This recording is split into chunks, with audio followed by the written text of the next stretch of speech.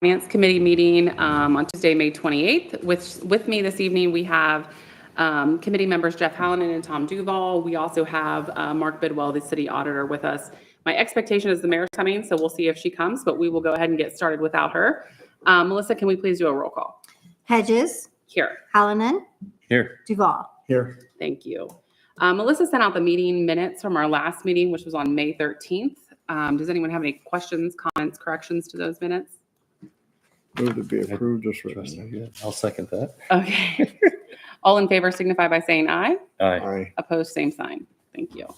So this evening we have two pieces of business that we will discuss. The first one that we'll have Melissa read first, there was an change that came by kind of late, one of the line item totals that changed the total. So we'll speak to that a little bit. But Melissa, could you get us started by reading the first one? An ordinance amending the annual appropriation ordinance in the Everts DRD Fund 226 Safety Forces 0.5% Tax Fund, 227 Addiction Treatment Grant Fund, 267 and Sanitary Sewer Improvement and Extensions Fund 920 of the City of Circleville. Thank you. So the total included is just under $2 million. The lion's share of this is the pass-through from the OWDA. That's for just under $1.8 million for that alone. So there are some other smaller items, and then one of the larger items that we wanted to call attention to and get a little bit more information was coming out of budget 227. It's the third one on the chart that Mark provided for a total of $89,938.25. These were invoices for upfitting of police cruisers that were purchased back in 22 and then in 23. So Mark, I'll let you go ahead and share updates for the entirety of the discussion, and then we'll circle back to that. Okay, absolutely. So the first one is for Fund 226.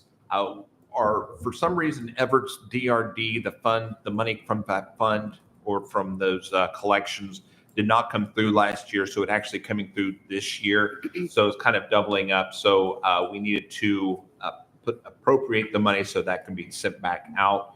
And that's for a total of $15,325. That also includes additional collection fees from the county auditor. Skipping down to 267, this is the recovery support and treatment services for the municipal court for a total of $10,977. And like Katie said, the bulk of it is the investigation and remediation OWDA loan for $1.77 million. And again, that is just money that OWDA is sending straight over to, I'm not sure the company on this, Strand or somebody, but basically that money is just passing through to us, and then we have to record that again as an accounting feature. And the final one is the police vehicles. If you want me to speak to that, or... Yeah, so again, my understanding was the mayor was going to be here. She's not. So if you want to speak to what you know, that might be helpful. Okay, I will definitely speak to what I know. Basically, what these are, we had 2 rounds of purchasing of 3 police vehicles, one in late 2022 and one in the middle of last year. When the money was set aside for that, unfortunately, there was not enough money set aside for those purchases. We set aside $177,000 both times for those purchases. That did cover the cost of the vehicles themselves, but it did not include the total cost of the upfitting of those vehicles. Right now, to finish upfitting those vehicles that we currently are in possession of is going to be another $89,938. So basically $90,000 additional that was needed, that was not provided for with those first 2 requests that we had back in 2022 and 2023. So had we done those correctly, or had the money been, if we had known the right amount, those would have been, instead of $177,000, it would have been a little over $200,000 requests. But unfortunately, where we are right now is that we do have outstanding bills, and that's what this money is for. So thank you, Mark, for speaking to it. It's 6:05. The mayor just walked in. We'll let her settle, but I'm sure there's going to be a follow-up question to that. So we'll ask you, but she might need to weigh in as well. So to clarify, how many total vehicles are reflected that you said the $177,000 was for? There was two drops of 177,000. And how many total vehicles were covered in the two drops? Those two was 6 total vehicles. So 6 vehicles Yes. total, and there was $354,000 allotted for those 6 vehicles. Correct. Okay. And so where are those 6 vehicles now?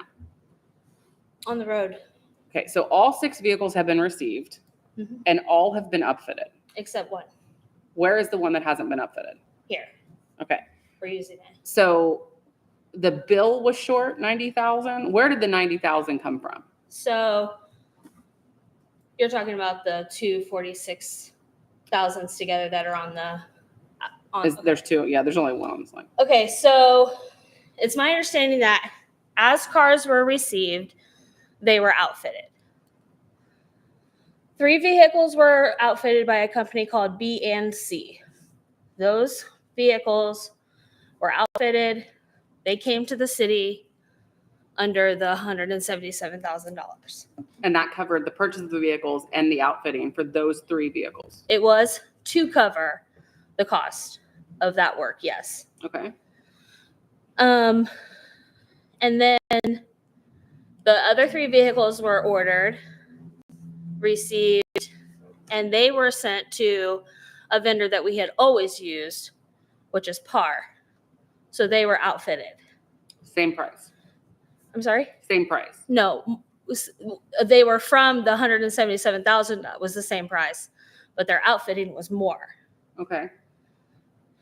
The cars that were done by the company B&C were then received by us, evaluated, and then sent to PAR to be re-outfitted Because they were deemed to have been upfitted wrong. because they were deemed to be outfitted not incorrectly by request, but incorrect in that they didn't match the outfitting of the other vehicles. So when you say not incorrect by request, am I correct that the company did what the city asked Yes. them to do? Okay, so they did that. We owe for that. Yes, The vehicles were received. They Yes. didn't match the other vehicles in the fleet in terms of the outfitting. yes, So a decision was made by, I'm assuming not you, right, to send the vehicles to a place where they were always got up, other police vehicles got upfitted. And there was a cost to do that yes, upfitting again. yes. And what was that total? $23,000 for each vehicle. Per vehicle. So Per- 23 times 3. Okay. So, Well, two that we got because the third car didn't actually go. Okay. It was scheduled to go, but it didn't. so That's 46,000. That's what you're asking for. Yeah, that's which what is I'm asking. essentially the cost to have them done correctly. Yeah, and they've already been done. Okay. The work's done. So when is this bill from? 2022 and 2023. Do we have any idea why the bill never surfaced before now? I have no idea. Do we have any idea who approved them to be upfitted the first time? My understanding is that it was the captain at the time who was in the position of was in charge while he So, was there. and I have no idea if this is a dumb question or not, but so it was upfitted once. It got upfitted a second time, essentially. Yeah. What happened to all of the equipment that we paid for or were trying to pay for from the first upfit? I believe it is kept by the company. It can't be used, or it wasn't used. And all of this work was done before January 1st of this year. So I can only assume. So I'm assuming that you both have inherited this bill Yes. and inherited this entire issue. Yes. But we have paid for and have not paid for the correct outfitting, not. but have received the vehicles and they're on the road. That's right. What questions do you guys have? So we don't have any details of what was wrong with the cars. So basically, the reason that they were re-outfitted is because we don't have a take car program for our officers. Our officers are shared by all 3 shifts and all of our officers. The vehicles. Every shift, and Yeah. please correct me if I'm wrong. Let me go ahead and then if you want to add anything. So our cars, they're used by a lot of officers. So in an intense situation that's already a situation that's intense, You want your officers to know exactly where things are hanging in their Yeah. cars. You want them to know where their lights are. You want them to know where their sirens are. It's my understanding that what was done the first time was not done with the way our other cars were. So it created a safety issue for our officers because they're the gun where the guns go in between the seats was different. There's a rack above their heads where another firearm goes, and then there's equipment in the back of the vehicle that in a situation you would want to know where all of those things are. So the majority was the internal upfitting, not the Not the external outside. upfitting of stripes and lights and that kind of stuff. Right, Gotcha. right. And then 46,000, but this says 89,000. Is that for the third one that's not done yet? No, so the one that's not done is 23,000 Right? if we were to get it outfitted. So it is currently outfitted, not the same as the other vehicle. It's like sitting at the police station incorrect. It's being used. Okay, so it's actually being used. It's being and used. It's not in a. Which safe would be a condition. safety issue, you're saying? Yes. Okay. So A doesn't equal B. Well- I'll ask the question. I'm Yeah, not trying so- to be cute. I'm just saying, we said it's not safe. We got to Yes. spend money. We've got one sitting there, not safe, being used. And we can send it to be outfitted, but Councilperson Duvall, we also just passed to where our vehicles are going to be At least. Yeah. done through the Yeah, fleet yeah. management. So do we pay the $23,000 to have it, or do we designate it as a specific type of cruiser and use it the way that it is? So, but I think to circle back to Councilman Hallinan thing, the 40, so you have two vehicles that are done, that are not paid for, that are in use, that are correct. Mhm. That's 46,000. You have one that is sitting there that may or may not get upfitted correctly. Mhm. That's another 23,000. Mhm. What is the fourth? The other three vehicles, have been done by PAR, and those invoices are you have invoices from B and C for those three, and then you have PAR invoices for two of those three. And the dollar amount is the same? Very similar, $3,000 difference. Because they're $17,000 a piece, I believe, for the initial work. It was 14,400 for the B and C for each car was $14,489. Then when it was resent back to PAR, it was $23,234 per car. So the 89,000 here includes the two that were done correctly plus paying for the same two that were done incorrectly. Yes. Okay. That's okay.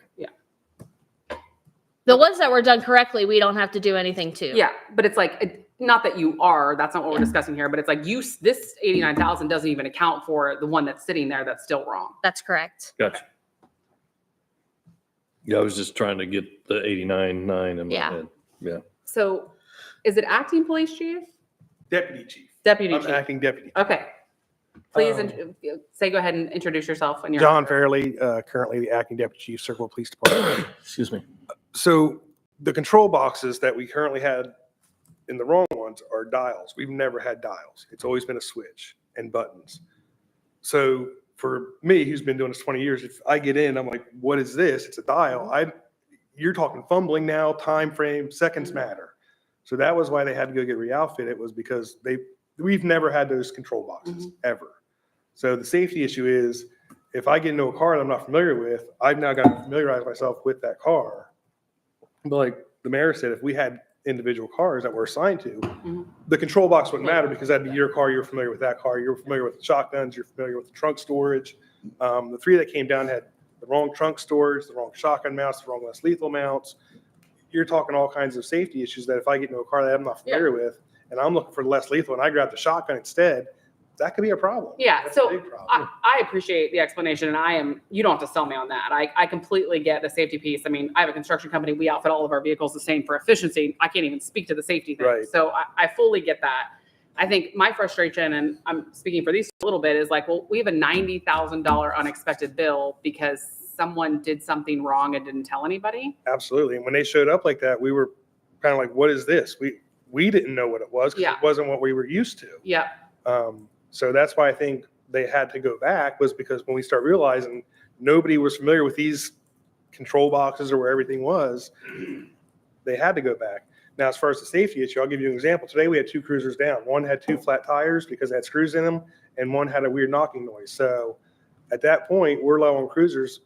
That cruiser that has the wrong control box is sometimes the only option we have to get guys on the road Mhm. because we're low on cruisers. So it's either you don't have a cruiser out or you take the cruiser that you have available, which has the wrong outfitting. Mhm. Luckily, the tires got fixed within an hour and we got it back in service, but things happen. Cars break down. So I think the fleet program is probably a great thing because we spent tons of money on cars that probably should have never spent money on. I mean, we've put engines in cruisers that, why are we putting an engine in a car? Yeah. Whereas with the fleet program, I think we could just say, you know what, we're done with this one, let's get a new one.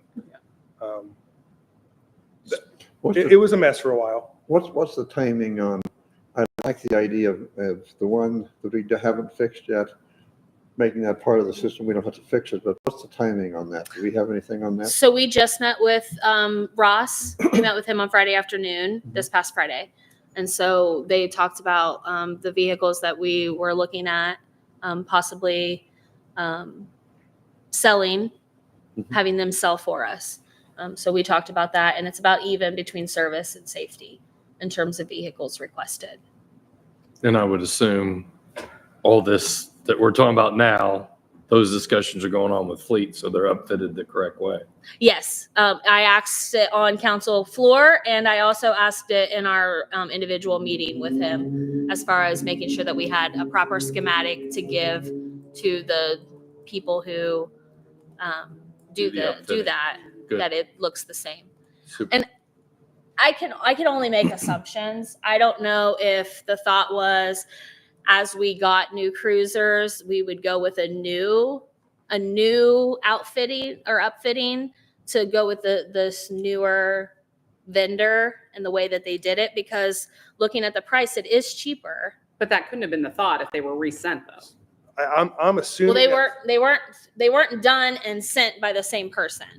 But I'm also assuming some of that 23,000 is tearing everything out. You're not Yeah. starting with Yeah, a fresh. Yeah. Yeah. So you've got labor Yeah. tearing everything out. So that could be why there's a little bit more cost Yeah. with DNC because they're not starting with a fresh canvas. They're, So just to clarify though, the acting chief at the time is who had to get them outfitted.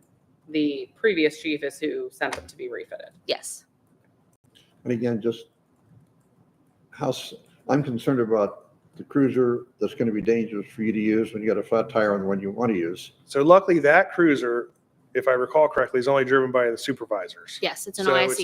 it's only the 3 supervisors, first, second, and third shift supervisors are the only ones that drive that one. So luckily it's Okay, 3 so guys. the timing is not as big of an issue as I Yeah, so thought it luckily it's 3 guys that know that car pretty well. Well, and the car's been there since 2022, it sounds like. I think this is one of the newer ones. There were a couple of, I think it's one of the ones that came in 23. Because while these ordinances were passed in 21 and 22, the supply Yeah, sure. issue and getting them, and then the time frame that it took to get some of these cars outfitted, I believe we got some of these cruisers in September of last year is when they first were put on the road. Any other questions for the mayor or for Deputy Chief Fairley? And I will just tell you that these invoices were something that came to me in the beginning of February, and I asked for the details of what had happened in order to bring to council to ask you to allocate this money. Yeah, no, and I certainly appreciate that. And I appreciate the position that all of you are in with this situation. And I definitely understand and respect the safety piece of it. My concern, which I've shared with you, is it's like there's a $90,000 bill that no one expected to get in light of, asking, on the precipice of asking for citizens to support the levy again. That's very frustrating, which I know is completely out of your hands. And we need to put that aside and do what's right for the department, which I think obviously we have no choice but to move forward with this. Correct. But I think if we go with the fleet program, maybe you just don't outfit it and leave it as an individual. This person drives that. Yeah, car. for the fifth Yeah, one. timing's Yeah. pretty close on that. Yeah. Or the third one. Right. Okay. Makes sense. Any other questions? If not, thank you, sir. Is there a motion? I'll make a motion to forward this on to our next council meeting on June the 4th with recommendation for adoption. Okay, so Jeff Hallinan made a recommendation for adoption to go to council on June 4th. Is there a second? Second, Seconded by Tom Duval. Melissa, can we please do a roll call? Duval, yes, Hedges, Yes. Hallinan. Yes. Okay, so that will move forward. Okay, second piece, Melissa, you want to go ahead and read this for us? An ordinance enacting a section 135.13 to the codified ordinances of the city of Circleville, establishing certain part-time positions within the police department and declaring an emergency. Thank you. So this came as a request from the mayor. And I understand this is part of a previous ordinance that I believe went through in 2023, and this is just the funding component. Mhm. I have a couple of questions about it, and we'll open it up to other questions. One of my questions is, what is the lag from the time that we did this in 2023? Why is it just now being asked to be funded? That's a great question. I don't know why the funding wasn't included in it from 2023 when it was done.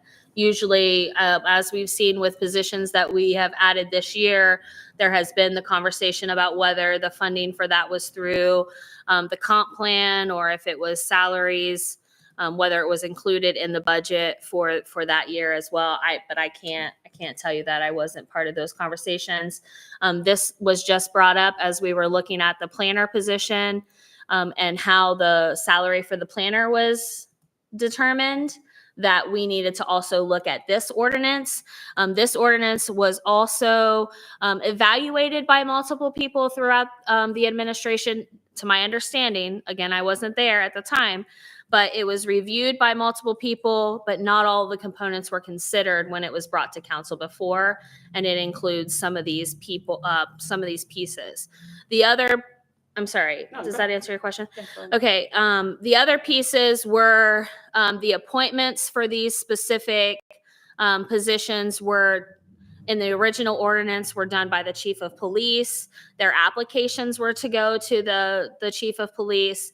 Those things were changed as they're now reflected to the director of human resources, where all other applications for the city currently goes for positions. And then you'll also see that they have the same qualifications as full-time positions within the department. And then the compensation, the letter E is a big component of this ordinance being brought before you this evening. Okay, so letter E, compensation, part-time employees within the police department shall be paid in accordance with the established pay scale set forth in various union contracts for positions and of the same classification. Part-time employees are non-union, non-civil service positions and shall receive no fringe benefits or pension funds of the city or the state of Ohio or any similar benefits. Yeah. Notwithstanding the foregoing, part-time positions within the police department shall be entitled to any and all relief under the Ohio Workers' Compensation.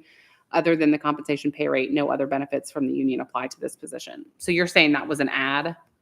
There's some language in here, specifically the part about in various union contracts for positions of the same classification, the pay scale.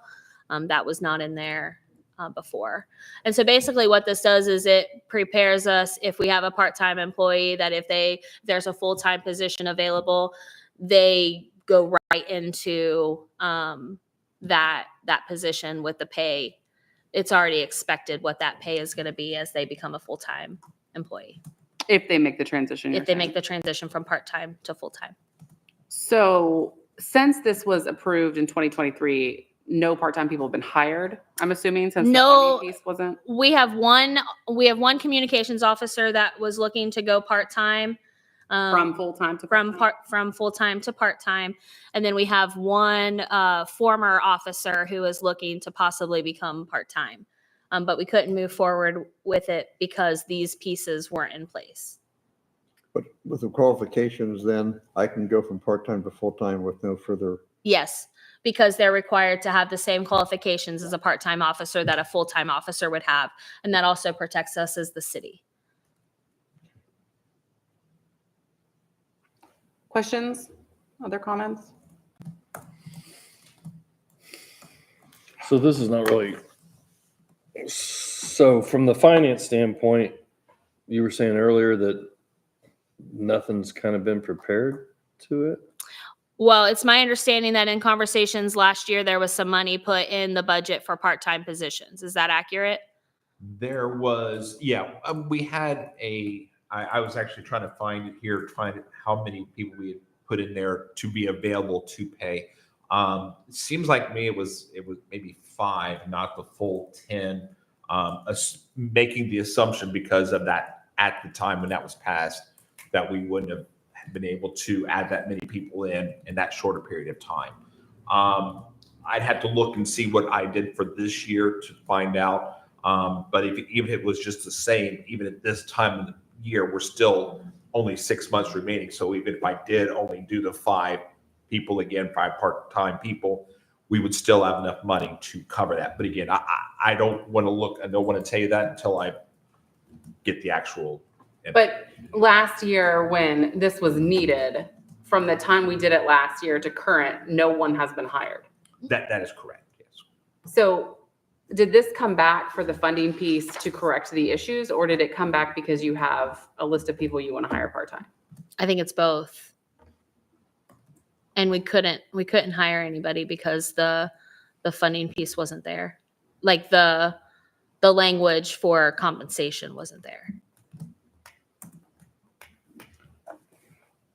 Questions or comments? How does this interface with our levy? Well, I You mean, know where I'm going, right? yeah, so while we have these positions available, we don't have to fill them. I think, and again, I'm speaking for you, but my concern again is we have, against everybody's will, I think, put a lot of money into the citizens' hands for money that had to have been paid out for the police department that has absolutely nothing to do with anything the police department and the people that serve in it did. But it is a fact there has been a lot of money that has been paid out for ending relationships and for police cruisers that got outfitted twice and whatever. And I absolutely think that you two and others are absolutely trying to do the right thing. I think to Tom's point, it's tough when this was told to us last year, this is so needed and nothing got filled. And suddenly now, when you're going to take the police chief's position out to the outside, when you don't have a safety director, now we're going to make like hiring changes when it just seems, the timing, I guess, just seems odd to me. All that to say that we're not running the police department, we're financing this ordinance. But in the back of my mind, I'm also trying to keep in mind what's the right financial thing for the citizens as we ask them to support the levy again, which I think we all agree is desperately needed. It's the timing for me is what doesn't feel right.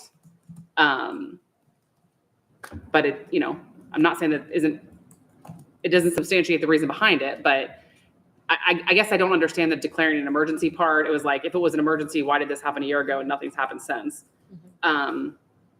It just doesn't feel right to me, but that's just me. Yeah, and I understand that it was done wrong the first time, right? It didn't have the right. Incomplete. Incompletely, yeah, not wrong, but it was incomplete of things that needed to be in there. But now we would approve it again. And as to Katie's point, now we're asking, for more money that was never used again, kind of a thing. So, I understand that it should be changed, but then the whole tie into, again, an emergency. Go. So I know we never realized that the part-time was approved until one of our dispatchers wanted to go part-time, and we offered it to him. He was ready to go, and then we found out that there was missing wording. Gotcha. I don't think we didn't hire part-time because of any other reason other than I don't think we knew it was actually from now. I don't know what happened before. Yeah. That it was approved. I know one of the plans is possibly getting rid of our reserve program if we do go part-time. What is the thought process there? So we're paying all this money for the reserves workers' comp, and we get nothing out of them. They don't put in the time. Oh, I'm sorry, reserve. I was thinking the cadet Reserves. program. I'm So sorry. if we go part-time, we won't need the reserves. If some of those reserves want to become part-time, they'd have that possibility. But right now, we have a reserve program that's pretty much obsolete. Wait, so talk to me more about that. What do you have to pay for the reserve program? There's a workers' comp, I believe. Don't we have to pay workers' comp insurance for anybody that's commissioned? Yes. But aren't you doing that here? No. Not as part-time, because that's what that inclusion he talked about. I thought it said shall be entitled to any and all relief under the Ohio workers' compensation other than compensation So pay rate. basically, right now, you're paying for officers that aren't putting in time, whereas if you get part-time, it's going to be mandated a certain number of hours they have to put in a week. You're going to get service. At part-time, you're at saying, part-time. but that isn't for reserve. Shall receive no Reserves aren't fringe obligated. benefits. Yeah. So if you do part-time, you at least know you can depend on them putting in so many hours a week.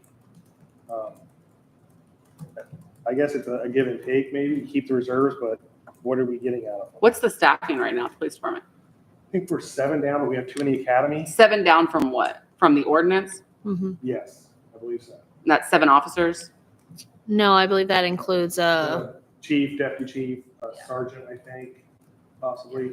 it's not 7 full-time officers. Okay. We do have 2 in the academy right now, 2 cadets, so they'll fill those 2 slots, but then they'll still put us, I think we're 5 down. If I look at our staffing list right now, I think we're 5 down. But that's 5 down even From the as, top to the top, top to the bottom. Okay. Yeah, top to the bottom. Because It's a technically, great question. we're acting positions, so yeah. But that's what I'm saying. Like, if hypothetically you were no longer acting and you went back to your previous we would role, be, I think, 5, you'd be 5 down minus the 2 that are in the academy, which takes us to 3 down. I believe. Is that right? Okay, that's what I was trying to clarify. I'd have to look at the list, but I believe so. But it sounds like justifiably, if this were to be in place, it actually could save money. And you would have a guarantee of hours that you would always know about There's a from minimum and a part-timers. maximum. I think the maximum is 32 a week. The what is the It's maximum? maximum is 120 hours per month or 1440 hours per calendar year for part-time I think employees. it's 24 a week. I did it right. 120 a month. Yeah.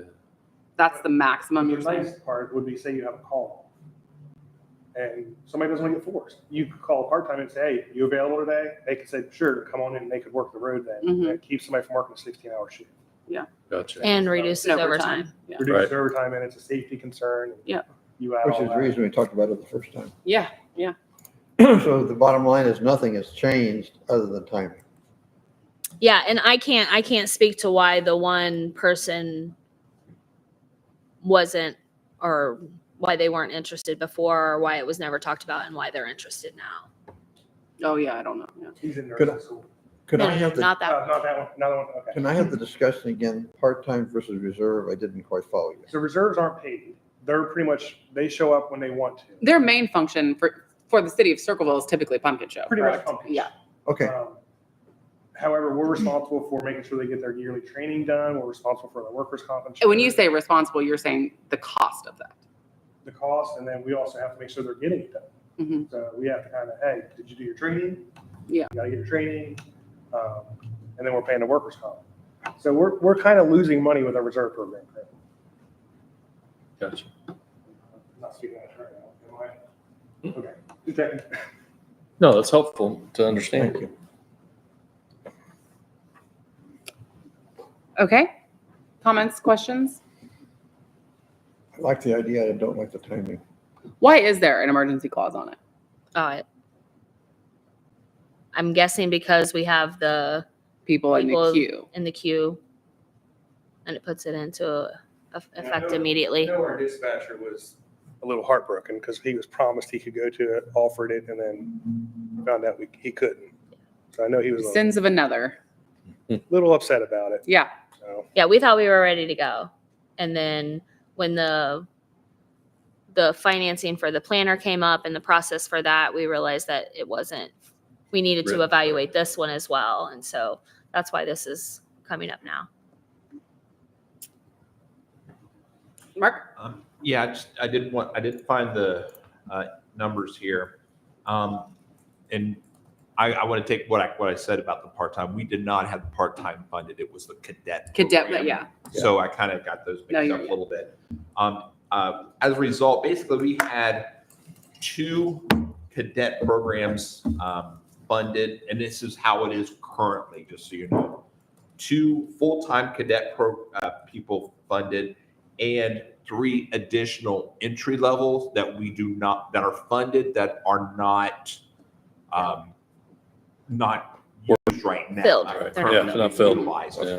But those are all 3 full-time entry-level positions. These would be part-time. So basically, it'd be the same as 6 Mhm. part-time Yeah. positions. So Yeah. give or take, but there is funds set aside for that. And I think the entry level position is probably higher pay than what the part-time is as well. So it's probably, instead of 6 positions, probably closer to 7 positions. Yeah, and as if we fill those spots, then we would have less of the need for part-time as well too. So Mhm.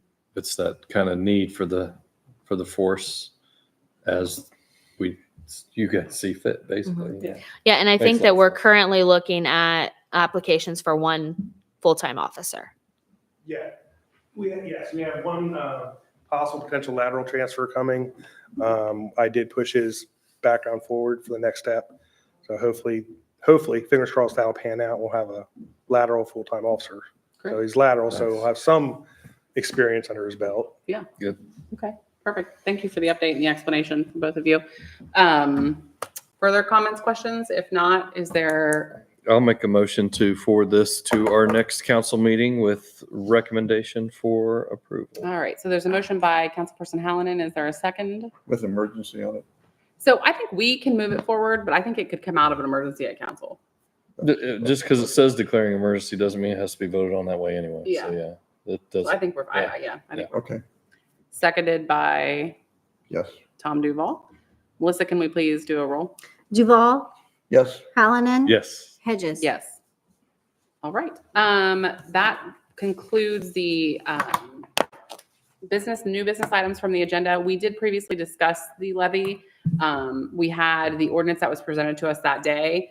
We had a discussion that day. That needs to come back to the forefront of our conversation. So that will be put on our next agenda. We'll use the ordinance that Mayor Blanton had provided us that day. I think it was on the 13th.